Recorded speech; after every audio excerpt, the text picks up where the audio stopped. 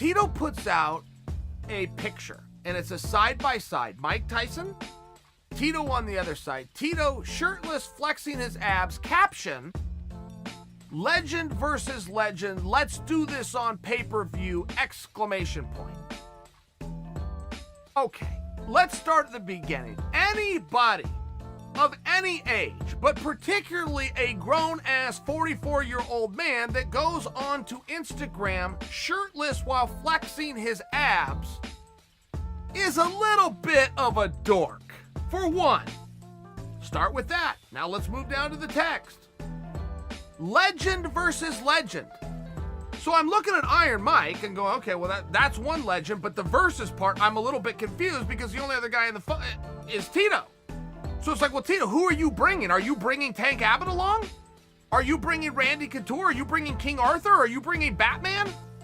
Like, who is coming that is the other legend to take him on? Oh, and by the way, Tito, your final text said, let's do it on pay-per-view, exclamation point. Do I need to be the one to inform you that pay-per-view no longer exists? Pay-per-view nowhere in the world is a thing anymore. It is all done through digital platforms. Even if they have a paywall that they will call pay-per-view, it is not the same thing that you referred to, which is the pay-per-view that you used to be on back in 2006. The world is just in a different place. Calling out Mike Tyson on pay-per-view is one step away from saying, let's put this on VHS and rent it out to the world of Blockbuster. It's two steps away from saying me and Iron Mike are going to go do something and follow along on a transistor radio. It's very antiquated, and the fact that you didn't know that makes you a doofus, but you also didn't say what it was you were going to do. You just said, let's do it. So before the big reveal that, of course, you want this to be an MMA match, but Iron Mike only does boxing, and then you have this back and forth, and that becomes your way out of it. Before we even get into that, it would have been incumbent upon you to say what it is you want to do. Marketing 101, Tito. Identify yourself before your enemies do it for you. You gave me an easy door.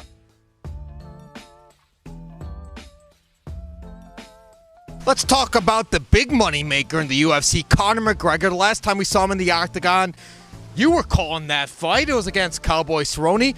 Now that we just saw Justin Gaethje, Tony Ferguson, what makes sense for Conor McGregor? Yeah, so we got Justin probably going to take on Khabib, right? So then I think the writing's already on the wall. We see UFC, they're putting it out there. They're releasing the first Nate Diaz fight versus Conor McGregor. That's a free fight. It's doing the rounds right now.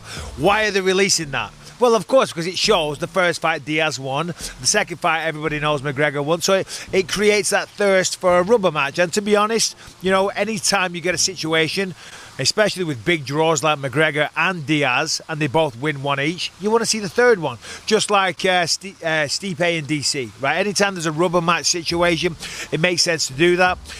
The fans would love it. It'd be a big money maker for the fighters and for the promotion. So I don't see why that doesn't make sense. We'll see, though. I mean, there's Masvidal potentially out there as well. I don't know. We'll see. We'll see.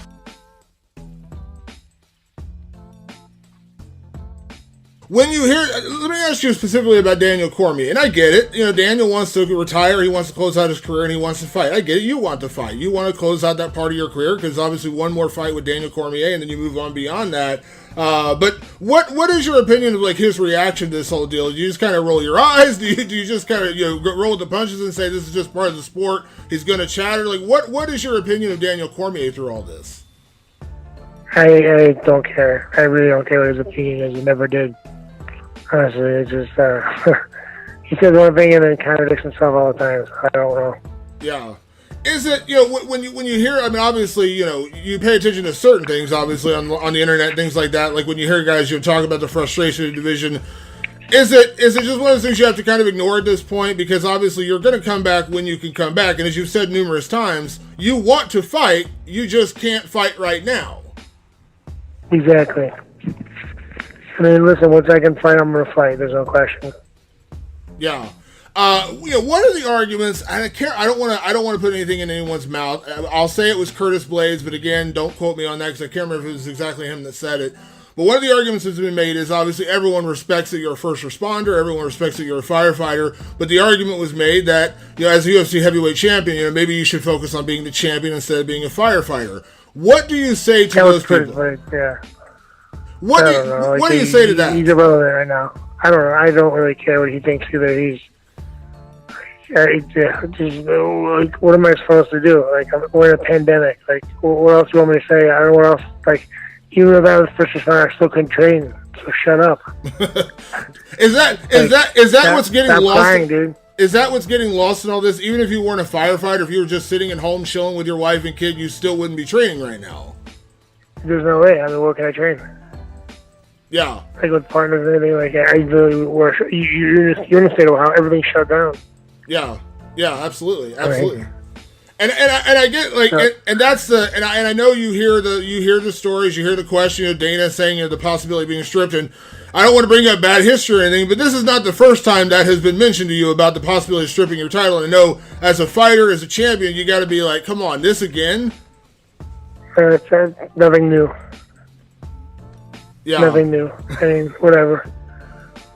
So where we sit right now, as we mentioned, May 26th, you're going to start reopening the gyms in Ohio. But again, let's be clear, this is not full reopening. You're not going to be able to go in and from my understanding, jiu-jitsu, wrestling, no contact is basically what I've heard. Pad where you can hit pads, you can do things at the gym, but you got to be socially distant. And again, maybe eventually those restrictions will be lifted in June or July. But as I know, they're pretty strict here in Ohio so far. Where are you at right now in terms of your timeline? And, are you still kind of in that holding pattern? Like once they can fully reopen the gyms, then you'll set a timeline for your return? Yeah, my team, we're talking to UFC and we're going to figure out a good date. That's what we're doing. It's not like I'm not figuring anything out. We're trying to figure something out. So once we found a good date to figure out and what's a good one to go with, we're going to go. We're ready.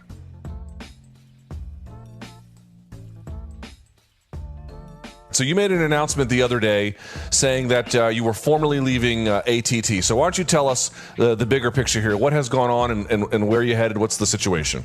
Yeah, I mean, it was just my time. I felt to branch out and do my own thing. That I set a 5-year goal when I got to ATT as a coach. I've been a part of American Top Team as a fighter for 11 years altogether.